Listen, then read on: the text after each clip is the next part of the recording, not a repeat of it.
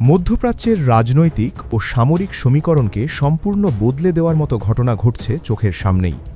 ইরানের supreme leader Ayatollah Ali Khamenei তার দেশকে এমন এক উচ্চতায় নিয়ে গেছেন যেখানে নিষেধাজ্ঞার দেওয়াল কোনো বাধা নয়, বরং শক্তি অর্জনের অনুপ্রেরণা।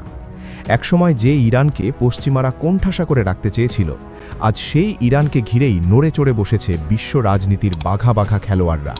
প্রথমে রাশিয়া আর এখন চীন, দুই পরাশক্তি যেন অঘোষিত প্রতিযোগিতায় নেমেছে কে ইরানকে বেশি শক্তিশালী করতে পারে। কিছুদিন আগেই রাশিয়া ইরানে তাদের অত্যাধুনিক MiG-29 এবং সুখোই 35 ফাইটার জেট পাঠিয়েছে, যা নিয়ে পেন্টাগন থেকে তেল আবিব সর্বত্র গুঞ্জন ও উৎকণ্ঠা। কিন্তু সেই খবরের রেশ কাটতে না কাটতেই চীন খেলল তাদের তাসের সেরা কার্ডটি। বেইজিং বিশ্বকে স্তম্ভিত করে দিয়ে সামনে আনল তাদের সর্বাধুনিক 6th জেনারেশন বা ষষ্ঠ প্রজন্মের স্টেলথ ফাইটার জেট, যার নাম দেওয়া হয়েছে হোয়াইট এম্পারার বি বা শ্বেত সম্রাট বি। চীন যেন পুরো বিশ্বকে তাদের সামরিক সক্ষমতার এক ঝলক দেখিয়ে দিল, কারণ একটি বা দুটি নয়, একসঙ্গে 16টি জেট চীনের আকাশে মহড়া দিয়েছে।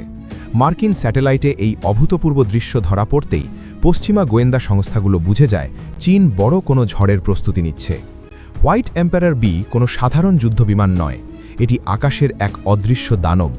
এতে ব্যবহার করা হয়েছে সনিক স্টেলথ প্রযুক্তি, যার মাধ্যমে আমেরিকার তৈরি বিশ্বের সবচেয়ে উন্নত ও সংবেদনশীল রাডারও এদের খুঁজে বের করতে পারবে না। এর গতি শব্দের চেয়েও 2.5 গুণ বেশি, ঘণ্টায় প্রায় 2300 কিলোমিটার। আমেরিকার F-35 বা F-22 র্যাপ্টারের মতো পঞ্চম প্রজন্মের বিমানগুলো এর গতির কাছে নিতান্তই মন্থর। তবে এর আসল শক্তি গতি নয়, বরং অদৃশ্য থাকার ক্ষমতা। এটি নিজের চারপাশে বাতাসের এমন একটি স্তর তৈরি করে যা রাডার সিগন্যালকে পুরোপুরি শুষে নেয়। ফলে রাডারের পর্দায় এটি দেখায় যেন সেখানে কিছুই নেই, একদম শূন্য। এছাড়া এটি আকাশ থেকে ড্রোন নিয়ন্ত্রণ করতে পারে এবং কৃত্রিম বুদ্ধিমত্তা বা AI ব্যবহার করে নিজেই টার্গেট লক ও ধ্বংস করতে পারে। গোয়েন্দা সূত্র বলছে এই 16টি জেট চীনের আকাশে মহড়া দিলেও এদের আসল গন্তব্য হতে পারে তেহরান। যদি একবার এই সাদা দানব ইরানের হাতে পৌঁছে যায়, তবে মধ্যপ্রাচ্যের আকাশ থেকে আমেরিকার দাদাগিরি চিরতরে মুছে যাবে।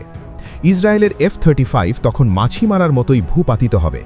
তেল আবিবে এখন শোকের ছায়া, কারণ তারা জানে রাশিয়ার প্রাথমিক পাঠের পর চীন যদি ইরানকে এই চূড়ান্ত সক্ষমতা দেয়, তবে ইসরায়েলের আয়রন ডোম বা ডেভিড স্লিং কোনো কাজেই আসবে না।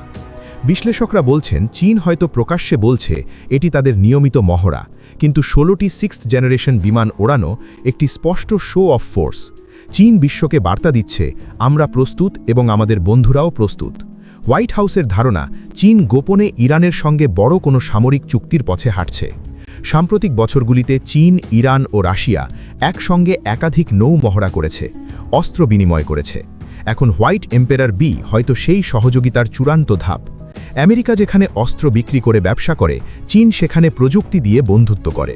এই 16টি জেট যদি ইরানে যায়, তবে আমেরিকা চাইলেও আর ইরানের উপর হামলা চালাতে পারবে না। চীনের এই পদক্ষেপ প্রমাণ করে তারা সামরিক প্রযুক্তিতে আমেরিকাকে ধরে ফেলেছে, কোনো ক্ষেত্রে ছাড়িয়েও গেছে। আমেরিকা এখনও তাদের নেক্সট জেনারেশন এয়ার ডমিনেন্স প্রোগ্রামের কাজ শেষ করতে পারেনি, সেখানে চীন পুরো এক স্কোয়াড্রন 6th জেনারেশন জেট আকাশে ওড়াচ্ছে। ইরানের আকাশে তখন উড়বে চীনের ড্র্যাগন, আর নিচে থাকবে রাশিয়ার ভাল্লুক। এই দুইয়ের মাঝখানে আমেরিকার ঈগলের আর কোনো জায়গা থাকবে না।